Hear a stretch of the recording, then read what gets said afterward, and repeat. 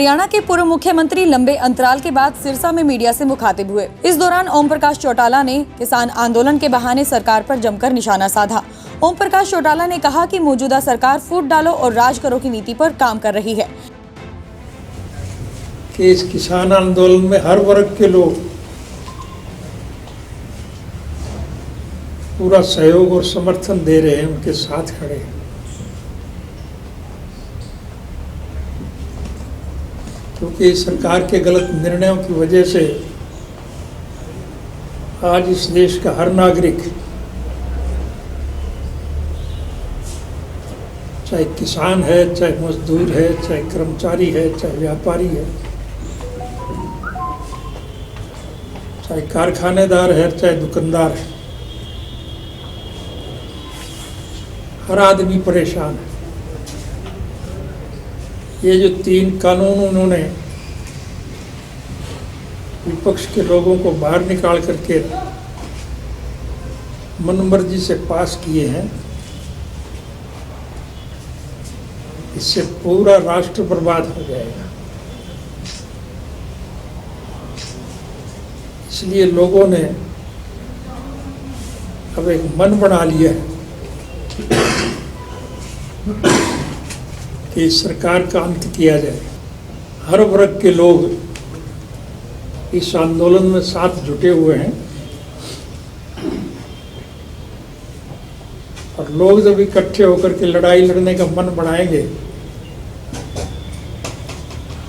तो विजय श्री निश्चित रूप से इनके चरण छूएंगे। ये कोई पहला निर्णय नहीं है, ये तो हमारे खून में है। ये सवाल आप मुझसे पूछते हो, आप प्रत्यक्ष में देख नहीं रहे। गठबंधन की सरकार जो है सरकारी तौर पर जनहित के कामों में रुचि ले रही है या अपने स्वार्थ की पूर्ति में लगी है। हम तो राष्ट्र के हित के लिए देश के लोगों को जागृत करने का काम कर रहे हैं। जैसा कि मैंने बताया, हमें इस बात की प्रसन्नता है कि हमारे निर्णय की हर आदमी आज सराहना कर रहा है और मुझे खुशी है कि सारे देश के लोग इकट्ठे हो रहे हैं। समुचे राष्ट्र के हर वर्ग के लोगों को जोड़ने में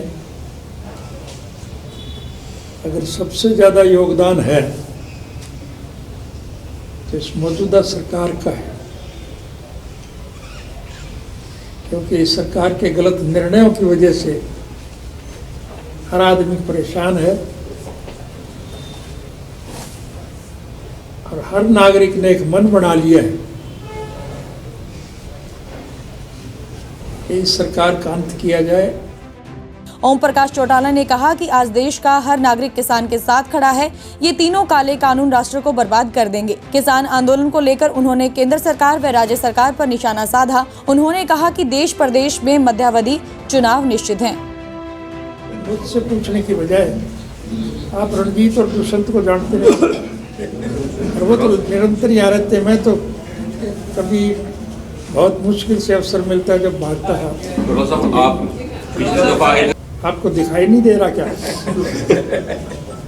ये केवल मुझे ही दिखाई नहीं दे रहा, आपको भी दिखाई देता होगा कि हालात इस किस्म के बढ़ते जा रहे हैं तो निश्चित रूप से मध्यावधि चुनाव होंगे। और अब तो ऐसे हालात बढ़ते जा रहे हैं, केवल हरियाणा प्रदेश में नहीं, समूचे राष्ट्र में भी मध्यावधि चुनाव हो सकते हैं और कोई हल ही नहीं है। सारे देश हर नागरिक मौजूदा शासन तंत्र से इस सरकार को बदलने का जब मन बनाए बैठे तो फिर सरकार थोड़ी चलेगी। निश्चित रूप से मध्यावधि चुनाव है और मान के ये चलना चाहिए कि बंगाल विधानसभा के जब चुनाव घोषित होंगे तो हमारे देश के सिस्टम के मुताबिक किसी भी रियासत के जब चुनाव होते हैं तो बाकी देश में जो कोई सीटें खाली होती हैं उनके भी चुनाव साथ होते हैं। एलनाबाद का तो चुनाव होगा ही।